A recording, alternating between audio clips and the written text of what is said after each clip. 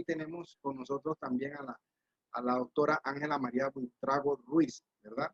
La doctora es doctora en Derecho y doctora en Sociología por la Universidad Externado de Derecho, especialista y magíster en Derecho Penal y Ciencias Criminológicas por la Universidad Externado de Colombia, curso de especialización en Derecho Penal y Constitucional por la Universidad de Salamanca, España, ex fiscal cuarta delegada ante la Corte Suprema de Justicia, experta internacional en medida cautelar de la Comisión Interamericana de Derechos Humanos, EI 43, desaparecidos de la Escuela Rural Isidro Burgos en México, docente de pregrado, Derecho Penal General, Derecho Penal Especial y Posgrado, Derecho Penal Internacional, Sociología Jurídica, Derecho Procesal Penal de la Universidad Externado de Colombia, conferencista nacional e internacional y autora de textos como la Reforma Procesal Penal en Colombia, Ley 906 de 2004 y coautora en múltiples obras colectivas nacionales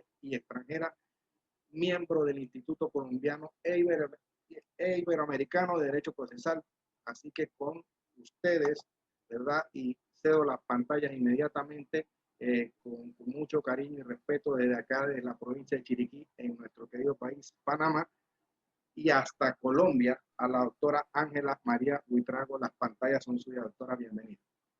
Bueno, muchas gracias. Primero, darle las gracias al Instituto Colombo Panameño, que como dice el himno de Chiriquí, somos hermanos, pero además a Chiriquí, a quien le guardo un gran cariño.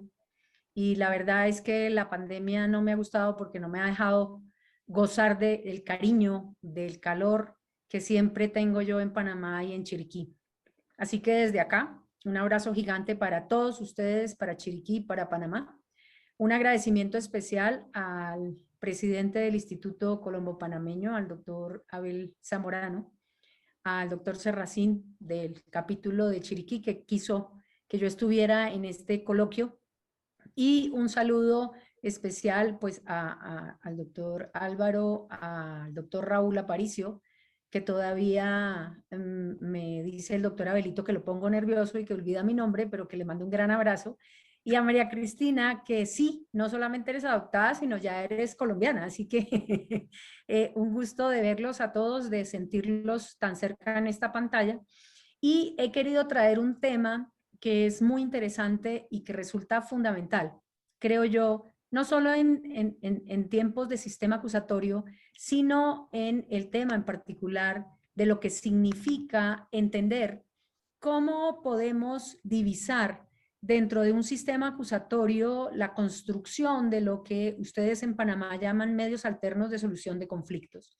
Creo que este tema no solo resulta fundamental, sino importante en términos de establecer que en todo el cono sur se ha trabajado sobre la implementación de algunos fenómenos que debemos entender y comprender para poder también visualizar cuáles son las circunstancias que nos llevan a confrontar lo que nosotros conocemos como los mecanismos de escape del sistema acusatorio. Pero esa es una visión ortodoxa de la construcción de esos mecanismos alternativos.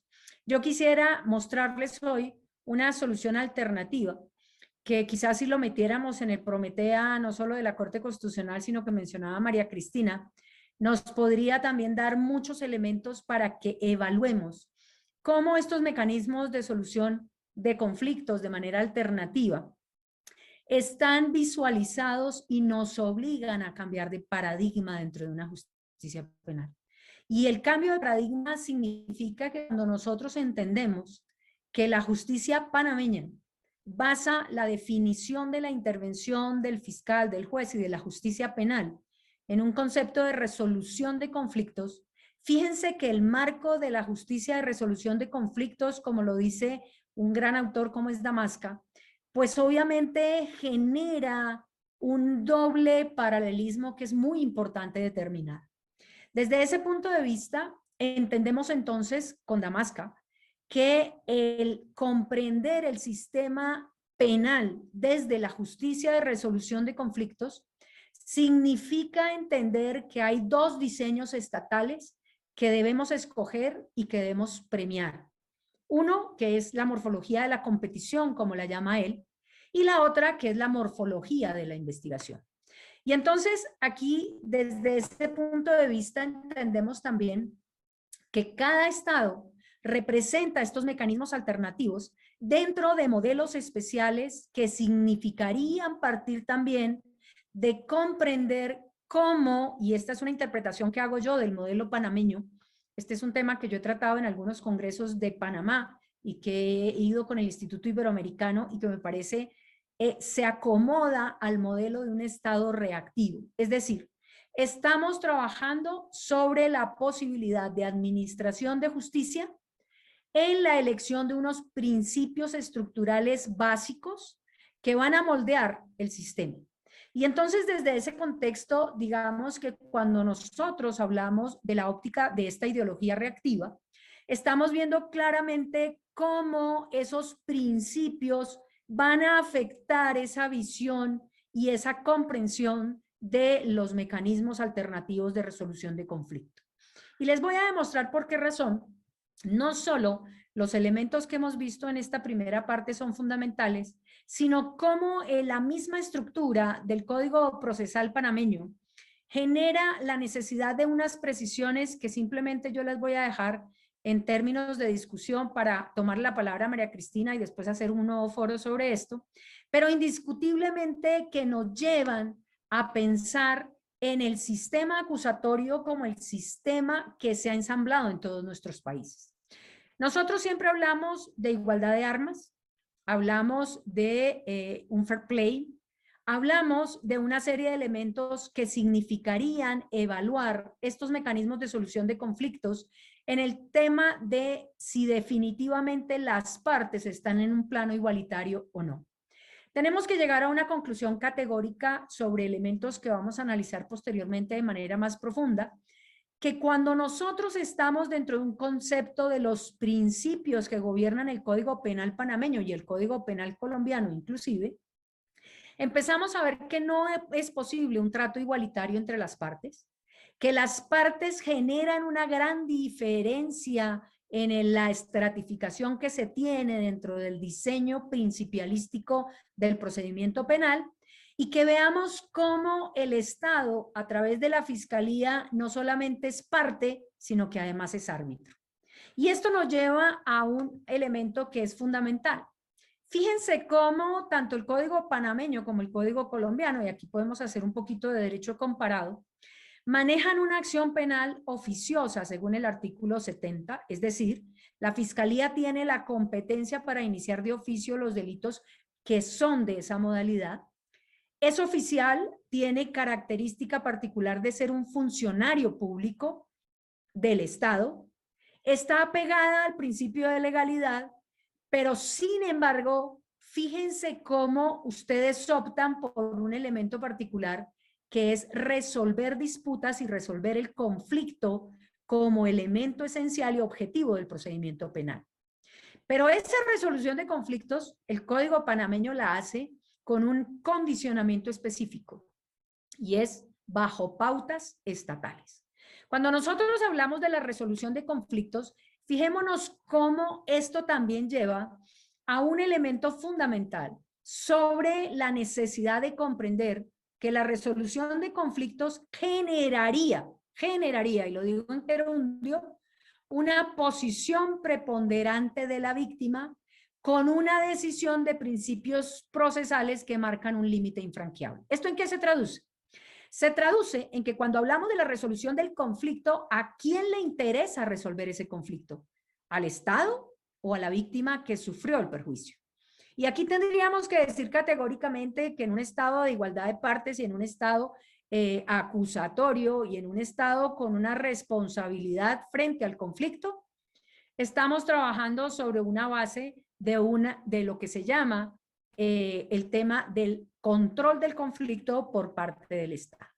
Y esto nos lleva a lograr una desigualdad en la forma como se manejan los mecanismos alternativos de solución de conflictos.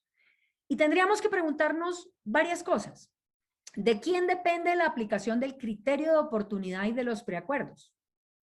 Fíjense que cuando nosotros empezamos a ver estos dos únicos fenómenos que voy a mirar, a pesar de que estoy hablando de mecanismos de solución de conflictos, estoy viendo criterio de oportunidad, perdón, que lo llaman en Panamá, en Colombia es principio de oportunidad, y acuerdos o preacuerdos que llaman en Colombia. Desde ese punto de vista, miremos cómo tanto el criterio de oportunidad como el preacuerdo son decisiones regladas y taxativas que generan límites expresos a la resolución de conflictos. Y desde ese punto de vista, miremos cómo en este contexto la visión de resolución de conflictos y mecanismos alternativos de solución tendría que estar más enfocada a una visión más civilista que penal. Y cuando nosotros seguimos manteniendo los principios penales, estamos generando una incompatibilidad en el fondo que nos lleva a lo que vamos a ver posteriormente, que es parte del análisis de estos elementos. Pero, ¿cómo hacer compatibles entonces esa posición de la víctima, ese estado reactivo y esa solución de conflictos como objetivo dentro del derecho procesal penal mexicano? Yo quiero ejemplificar con una analogía que utiliza Bernan y Hulsman, hablando del abolicionismo del derecho penal, porque yo creo que la incorporación de los mecanismos de solución de conflicto en todos nuestros países obedece a una concepción abolicionista del derecho penal en muchos de los casos para generar una solución adecuada y definitivamente darle una respuesta a la víctima. Y entonces Bernard y Hulsman hacen este planteamiento. 5 estudiantes viven juntos y uno de ellos se lanza sobre el televisor, rompe los platos y rompe el televisor. Así se forma el siguiente cuestionamiento. ¿Cómo van a reaccionar los demás compañeros? Y fíjense que la analogía es perfecta en materia penal. Se daña un bien jurídico y cómo van a reaccionar esos compañeros sociales o ese Estado. Ninguno de ellos, es claro, estará contento. Esto se comprende por sí mismo. Pero cada uno, analizando el suceso a su manera, puede adoptar una actitud diferente. Y esa actitud, que yo voy a seguir con la analogía de Bernard y de Hulsman, me permite manejar un equilibrio que significa que hay diversas respuestas. Y esas diversas respuestas significan, tengo un estudiante, que es el número 2, furioso, declara que él no puede vivir más con el primero y habla de echarlo a la calle. Uno segundo, uno tercero, de lo que se trata es de comprar un nuevo aparato de televisión y otros platos y que él pague. El estudiante número 4, muy afectado por lo que acaba de ocurrir, sostiene con vehemencia, está seguramente enfermo, hay que ir en busca de un médico, hacer que lo vea un psiquiatra, etc. Y el último arguye, creíamos entendernos bien, pero algo no debe marchar adecuadamente en nuestra comunidad para que tal acción haya sido posible y hagamos juntos un examen de conciencia. Si ustedes analizan estas respuestas, son muchas de las respuestas que trata de dar el derecho penal a través de sus soluciones. Una solución punitiva, una solución bajo la égida de la prevención general negativa, pena. Una solución alternativa, en donde yo quiero es reparar el daño y con eso puedo generar una satisfacción dentro del derecho penal. Una en donde llevo a una prevención general especial y una prevención general positiva.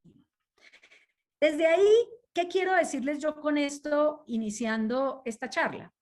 Que cuando el control del conflicto lo mantiene el Estado, las partes quedan totalmente fuera de la resolución del caso. Y por eso la resolución alternativa de solución de conflictos es tan importante, pues obviamente la resolución de conflictos debe estar en un plano de igualdad y de equilibrio, como lo mencionábamos en una diapositiva anterior, entre la víctima que sufre el daño y obviamente quien lo va a reparar. La diferencia entonces empezamos a verla que dentro de ese estado reactivo y dentro de los principios que tiene el Estado panameño, genera una diferencia entre acciones querellables y oficiosas que ponen un énfasis especial para mirar estos mecanismos de solución de conflictos. El criterio de oportunidad y el acuerdo solo son factibles cuando el Estado los regula expresamente y taxativamente. Miremos los principios que tiene el Código de Panamá, que ustedes se lo saben más que yo, pero que resultan interesantes para el ejercicio que estamos haciendo.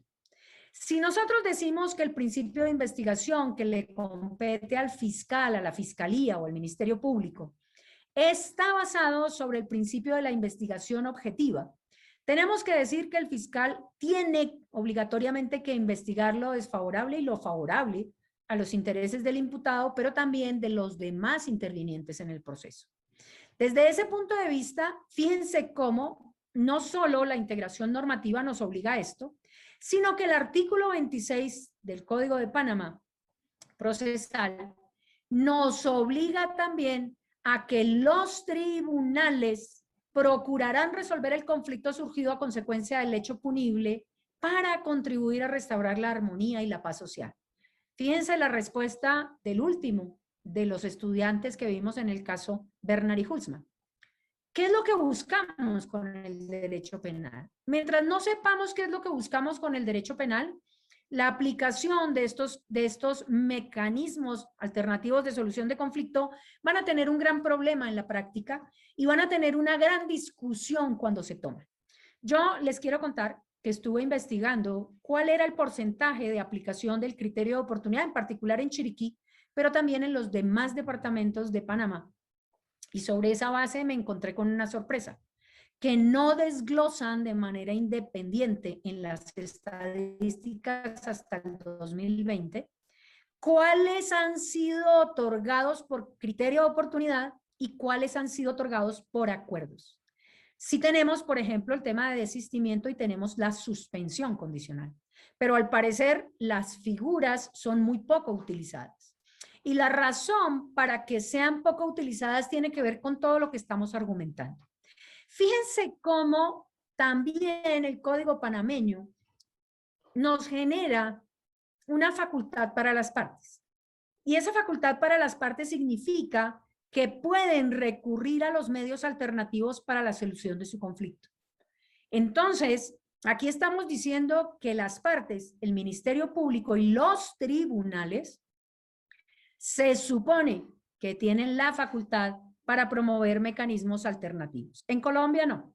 En Colombia el principio de oportunidad es competencia de la Fiscalía y el tema de acuerdos lo propone la Fiscalía y lo acepta la Fiscalía o lo niega la Fiscalía. Obviamente pasando después por un control de juez de control de garantías o un juez de conocimiento. Fíjense cómo el Código de Panamá también nos reitera en el artículo 69 un elemento fundamental que es la solución de conflicto. Y desde ese punto de vista, miren cómo al Ministerio Público le obligan a aplicar, o por lo menos le llevan en el ejercicio de sus funciones, a procurar, lo dice claramente el Código Procesal, la solución de conflictos a la aplicación de los mecanismos alternativos en los casos que autoriza este código. El Código Panameño está estructurado entonces, a pesar de ser un derecho reactivo, en una decisión de mecanismos de solución alternativa, lo que haría que desde esta postulación en nuestro criterio y después de ese análisis, casi que la mayoría de decisiones en materia penal fueran a través de mecanismos alternativos y no de pena como único, que es lo que veo en las estadísticas de Panamá. Desde ese punto de vista, veamos cómo el Ministerio Público debe adoptar las medidas necesarias para proteger a las víctimas, a los testigos, a los denunciantes y demás. Esto nos lleva también entonces a entender que los principios que regulan este derecho con esa concepción de reacción o reactivo que hemos mencionado, van a generar la posibilidad de aplicar dos de esos mecanismos alternativos a los cuales me voy a dedicar porque no me quiero extender en el tiempo ni quiero quitarle tiempo a los demás ponentes. El artículo 212 del Código Procesal Penal nos habla del criterio de oportunidad. Y cuando nos dice estamos hablando de un criterio de oportunidad, estamos viendo cómo a través de esta figura se puede suspender o prescindir total o parcialmente del ejercicio de la acción. Técnicamente es una renuncia a la acción, total o parcial. Es una renuncia permanente o temporal. Fíjense que sobre esa base lo que estamos diciendo es el carácter oficioso que vimos en la otra diapositiva se disminuye desde el punto de vista de que ya no hay obligatoriedad en todos los casos, porque tengo excepciones que están estructuradas dentro del criterio de oportunidad. Y empezamos a ver cómo el criterio de oportunidad dentro del artículo 212, numeral primero, nos dice lo siguiente. Cuando el autor o partícipe del delito haya sufrido a consecuencia del hecho un daño físico o moral grave que haga innecesaria y desproporcionada una pena. Digamos que independientemente de que esto es un criterio de necesidad de pena, que maneja el criterio de oportunidad en el Código Panameño, que no lo maneja así Colombia, significa que de todos modos hay una posibilidad de aplicar ese criterio de oportunidad cuando el autor o partícipe del delito haya sufrido a consecuencia del hecho un daño físico o moral grave que haga innecesaria y desproporcionada la pena. ¿Y por qué hago énfasis en este inciso? Porque vamos a ver también, y gracias al doctor Serracín que me pidió, entre otras, que hablara sobre el tema de la pandemia, ustedes van a ver cómo voy a hacer un engarce en este momento con el criterio de oportunidad y los postulados de derechos humanos de la Comisión Interamericana de Derechos Humanos, con fundamento en la resolución número 1 del 2012. Así que retengan este argumento. Cuando el autor o partícipe del delito haya sufrido a consecuencia del hecho un daño físico o moral, procede el criterio de oportunidad. Cuando se trata de un hecho que no afecte gravemente el interés de la colectividad o cuando la intervención del imputado se estime de menor relevancia. Esas son las condiciones que de una u otra manera hablamos de antijuridicidad material leve, hablamos de un bien jurídico no relevante, y sobre esos supuestos también vamos a ver que desde ese punto de vista el criterio de oportunidad tiene dos causales. Es claro que cuando la acción está prescrita yo no puedo aplicar criterio de oportunidad, porque la prescripción significa extinción de la acción penal per se, porque se imposibilitó que el Estado lo haga. Pero desde ese punto de vista, miren que también hay una restricción y una delimitación, que es lo que yo llamo el desbalanceo de esa igualdad de partes. No procede la aplicación del criterio de oportunidad en los delitos que afecten al patrimonio del Estado o cuando el imputado hubiera sido un funcionario público en el ejercicio de su cargo, o por razón de este cuando hubiera cometido dicho delito.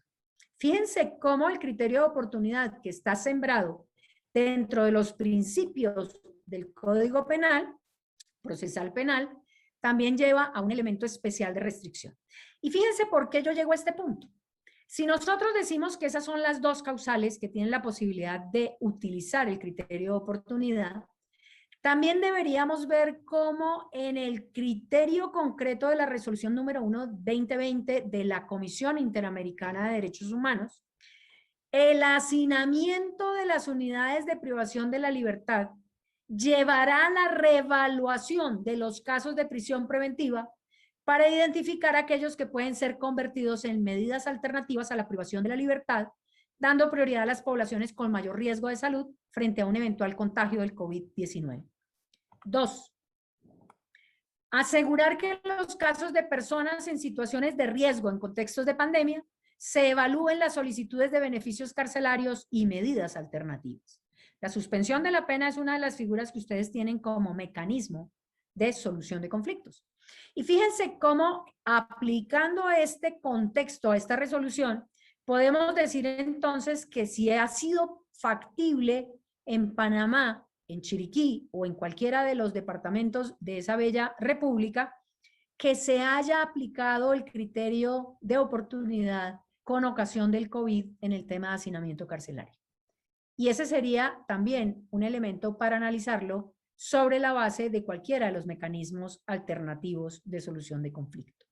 Fíjense cómo el criterio de oportunidad entonces no solo es una facultad reglada discrecional, que es bien interesante, discrecional del funcionario, pero aquí ya vemos que del funcionario y de las partes, más los tribunales, pero es reglada, está condicionada por una serie de causales. Radica en la cabeza de la Fiscalía con un control formal, material posterior y automático ante el juez, pero obviamente es la facultad de suspender, interrumpir o renunciar el ejercicio de la acción penal. Pero miren cómo ese criterio de oportunidad nos lleva entonces a lo primero, a saber cuándo se aplica, casi que las preguntas que hacíamos al principio, como mecanismo alternativo de solución de conflictos cuando expropio el conflicto, y entonces lo expropio cuando se trata de funcionarios públicos, de bienes del Estado, cuando se trata efectivamente de bienes de gran importancia, y cuando lo puedo utilizar. Y el problema de la forma como está estipulado el criterio de oportunidad es que tiene muchísima subjetividad dentro de algunos contextos y muchísima objetividad dentro de las causales de prohibición. Pero fíjense que aquí también viene un elemento muy importante para que ustedes vean cuándo el fiscal puede obtener y optar por utilizar el criterio de oportunidad. Siempre y cuando exista una prueba mínima acerca de la existencia de una conducta punible y dos, de la autoría o participación de un sujeto de la misma. ¿Por qué hago tanto énfasis en este punto?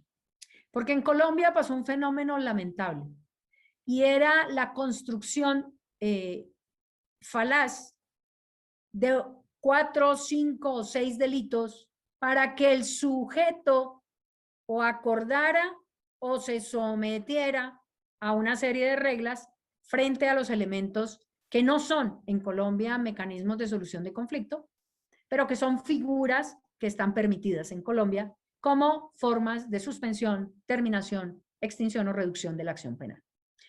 En Panamá, cuando nosotros decimos el fiscal solamente puede hacerlo bajo una prueba mínima acerca de la existencia de una conducta punible, estamos mirando un elemento que quizás, si yo quiero resaltarlo aquí, lo veo en una de las decisiones de la Corte Suprema de Panamá, siendo el magistrado Harris, quien trae ese tema en una decisión del 2014, y es cuál es el criterio de objetividad de un fiscal. Y el criterio de objetividad de un fiscal no solamente es la investigación completa, sino ser responsable frente a los límites del criterio de oportunidad. Y entonces, primera regla frente a esto, el fiscal no puede proponer un criterio de oportunidad cuando no exista delito, cuando no existan elementos que indiquen que hay elementos probatorios que indiquen que hay una prueba mínima acerca de la existencia punible o de la participación del sujeto. Desde ese punto de vista también vamos a ver cómo, en particular, las causales están compuestas por una serie de criterios subjetivos que dificultan la aplicación. No hay criterios homogéneos y desde ese punto de vista el criterio de oportunidad puede llevar a una violación del principio de igualdad, porque a quien se le concede un criterio de oportunidad dentro de los mismos parámetros puede ser negado para otro sujeto en las mismas condiciones. Si nosotros vemos este fenómeno, fíjense cómo también Panamá trabaja sobre un elemento particular y es que la aplicación del criterio de oportunidad genera una extinción de la acción penal. Aquí, desde ese punto de vista, la pregunta es, el principio de oportunidad, ya vimos que es suspensión, renuncia o no realización de acción. Pero la pregunta es, ¿la figura de la aplicación del criterio es una extinción de la acción penal o una renuncia a la acción penal? Y creo que los criterios son muy diferentes. Esa discusión puede ser un poco nimia, pero sí lleva una claridad desde el punto de vista dogmático muy importante para saber cuál es el efecto de un criterio de oportunidad. El segundo tema dentro de estos mecanismos de resolución de conflictos que yo quería traerles es el artículo 220 denominado acuerdos. Fíjense cómo el acuerdo es una aceptación del imputado de los hechos de la imputación o acusación o parte de ellos, así como la pena a imponer. Es decir, el acuerdo es un allanamiento a los hechos imputados o acusados y obviamente una concertación en el quantum punitivo a imponer. Pero también en los acuerdos, fíjense cómo la colaboración eficaz, el esclarecimiento del delito, para evitar que dure su ejecución o para evitar que se realicen otros delitos o cuando se aporte información esencial para descubrir a sus autores o partícipes, lleva indiscutiblemente a la posibilidad de determinar desde ese punto de vista una decisión de la fiscalía que debe pasar del fiscal al juez para negar o para aprobar el acuerdo. Y en este punto miren cómo cuando nosotros veíamos las características del sistema procesal penal panameño, veíamos que la víctima ocupaba un papel preponderante dentro de la función de mecanismos y solución de conflictos, que es una directriz de todo el Código de Procedimiento Penal y de los principios del Código de Procedimiento Penal. Y desde ahí, entonces, fíjense cómo este artículo llama la atención en dos razones, en dos sentidos. La primera, que cuando nosotros decimos el juez de control aprobará o negará, fíjense que la negativa solamente podrá ser por desconocimiento de los derechos o garantías fundamentales o cuando existan indicios de corrupción o banalidad. Aprobado el acuerdo, solamente, fíjense, el juez procederá a dictar la sentencia y deberá ser condenado el imputado. Se impondrá la pena que no podrá ser mayor a la acordada ni podrá ser inferior a una tercera parte. Pero también veamos cómo en este criterio surgen varios problemas. Lo primero, ¿qué significa también el criterio de objetividad de la fiscalía? Significa que el fiscal debe hacerlo compatible con la determinación de los cargos reales. Ojo con esto. La jurisprudencia colombiana ha avanzado mucho en este tema y creo que es un tema que lleva a una discusión entre el modelo continental europeo y el modelo anglosajón. El hecho de que el fiscal se aproxime a la constitución del delito debe ser real y bajo la verdad que me indican los medios probatorios. Si el fiscal no llega a determinar esa realidad e imputa un delito que no se tipifica dentro del tipo penal imputado o acordado, está cometiendo una falta de lo que el magistrado Harris, a quien si me está escuchando le mando un saludo, y si no que alguien le cuente, estamos generando sobre la base de la necesidad de entender que el fiscal debe actuar responsable y profesionalmente en los acuerdos con tres elementos fundamentales. El elemento fundamental, la construcción real y sobre la verdad con base en elementos probatorios del tipo penal imputado. Y dos, la reducción correspondiente sin generar una afectación a la víctima. Inclusive, el acuerdo debe ser consolidado con la autorización de la víctima. La víctima también tiene la posibilidad de oponerse a ese acuerdo. Lamentablemente, la oposición es una oposición que yo por lo menos en Colombia la llamo una oposición formal, porque no tiene mecanismos reales para hacer valer esa oposición. En Panamá, si mal no estoy, y si me llego a equivocar, me disculpan en esta precisión, también el juez podrá escuchar a la víctima y sobre esos supuestos decide de plano. Y eso ya tiene un contenido. Al decidir de plano se le niega un derecho humano fundamental, convencional, que es el tema del recurso. Pero desde ese punto de vista, entonces, ¿cómo hacer compatible esa objetividad del Ministerio Público y del fiscal con el tema de degradar la responsabilidad, modificar para que acepten cargos las personas? Y fíjense que entonces este es un equilibrio muy delicado, es un punto muy importante de discusión. Y fíjense también que aquí llegamos a una pregunta. ¿Será que los acuerdos y el criterio de oportunidad generan impunidad? Pues yo creo que ya está solventado ese tema, pero sobre la base de una no atribución correcta del delito, creo que sí habría impunidad.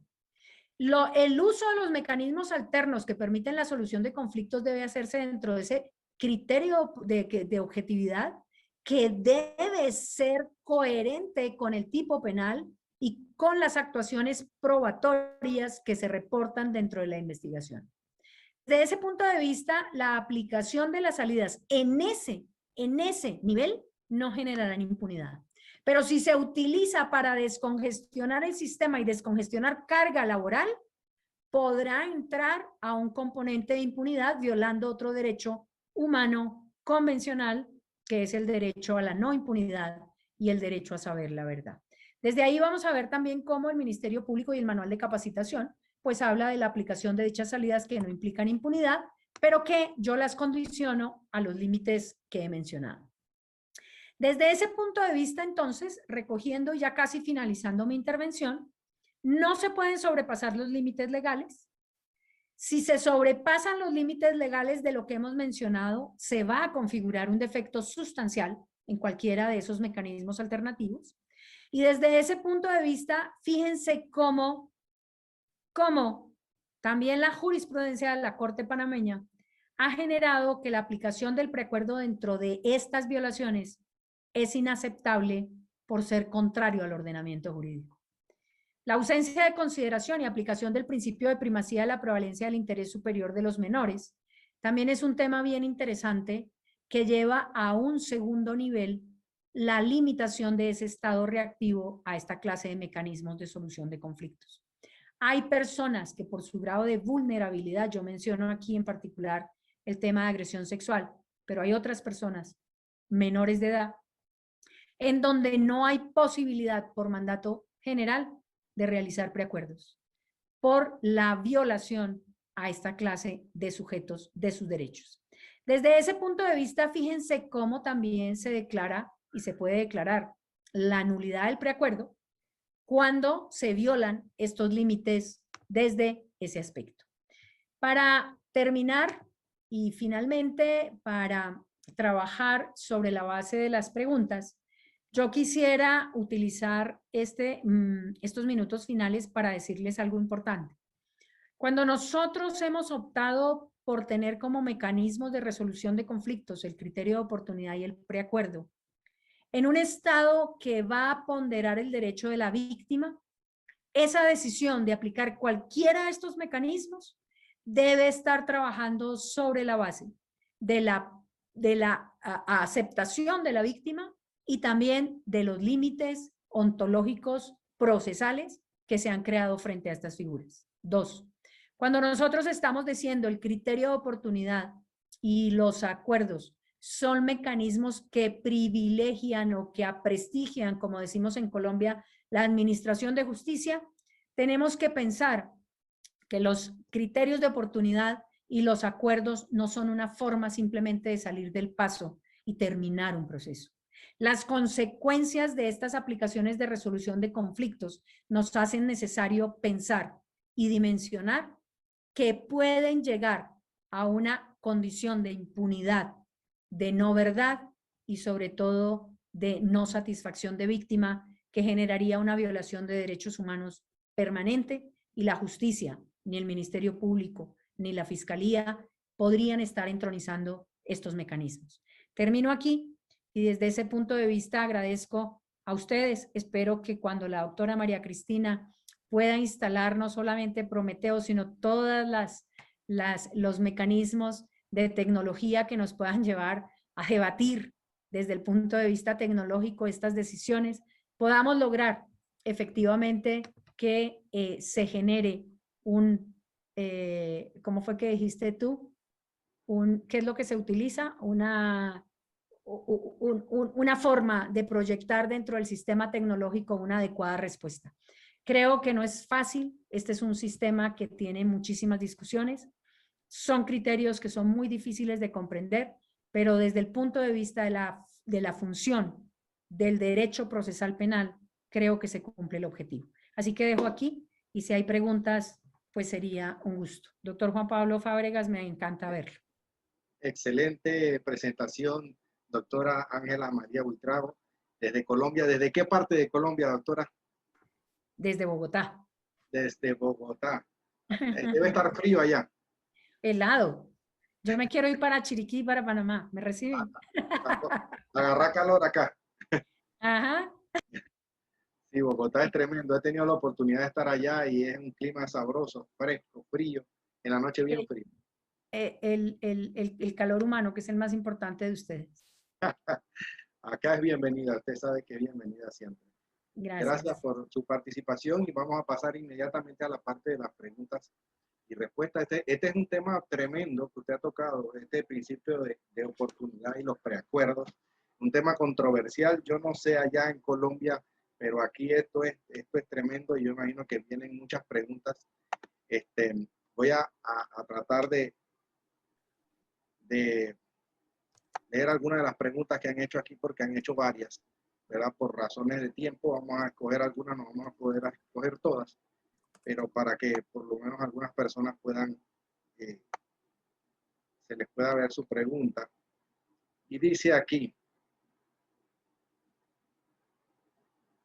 tenemos Miguel Mendieta dice, en el caso de que la víctima no esté conforme con el acuerdo que realiza la Fiscalía con el imputado, ¿qué pasa? Pues se puede oponer al acuerdo y creo que en ese caso en particular el juez tendrá, no solamente dentro de esa primacía que tiene el principio constitucional y legal en Panamá, de valorar la oposición de la víctima, porque al fin y al cabo la resolución del conflicto es para esa víctima.